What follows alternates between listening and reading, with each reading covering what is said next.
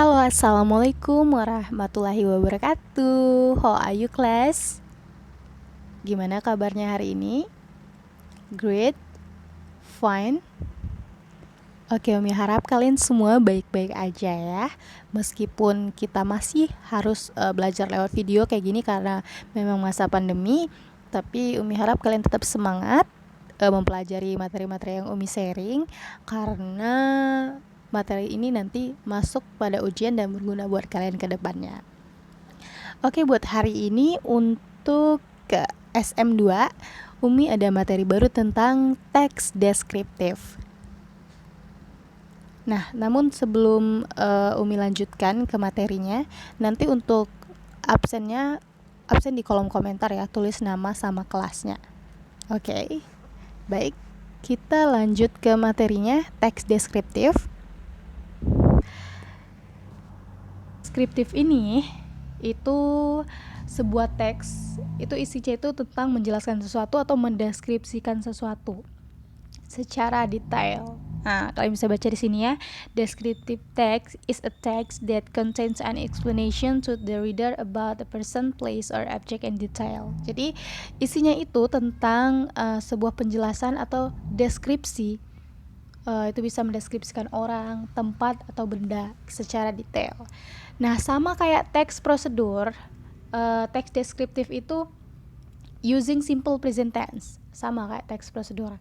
Dan dia itu ada dua strukturnya itu ada dua, identification sama description gitu. Jadi identification itu di awal, kemudian baru deskripsinya di bawah.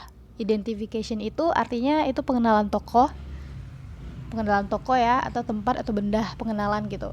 Baru description itu deskripsinya atau ciri-ciri khusus yang dideskripsikan. Apa misalnya kita deskripsikan benda, tempat gitu, atau orang gitu.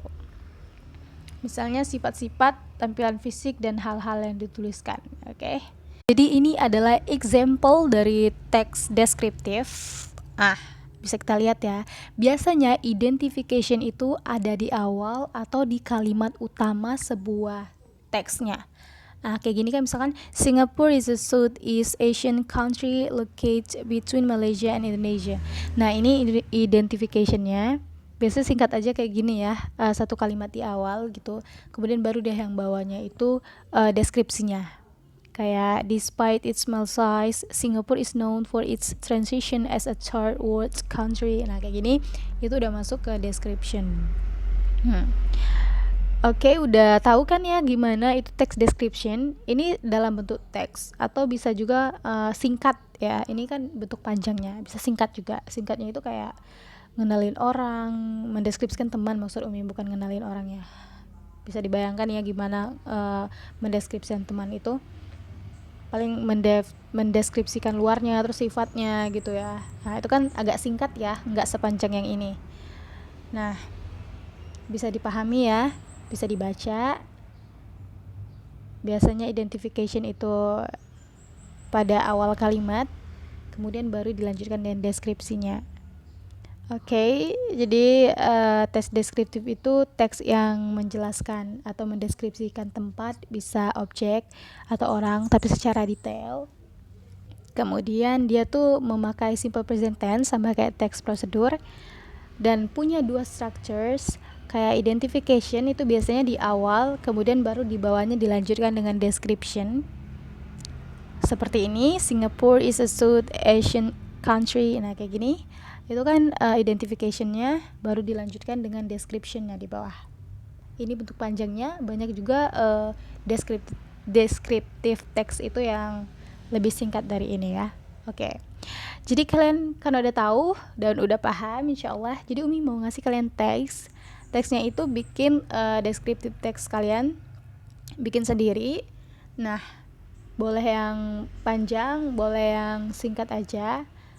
Yang penting pakai kata-kata kalian sendiri ya, dan disebutkan yang mana identificationnya sama descriptionnya. Oke, tugasnya dikumpul sama Umi. Boleh lewat foto, boleh difotoin terus dikirim ke WA Umi. Terus untuk absennya ini pakai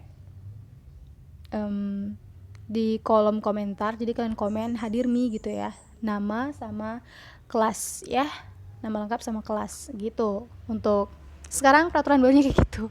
Jadi kalian komen di kolom komentar nama sama kelasnya. Oke? Oke, selamat mengerjakan tugasnya. Jangan sampai nggak ngumpul karena ini adalah nilai harian kalian. Thank you.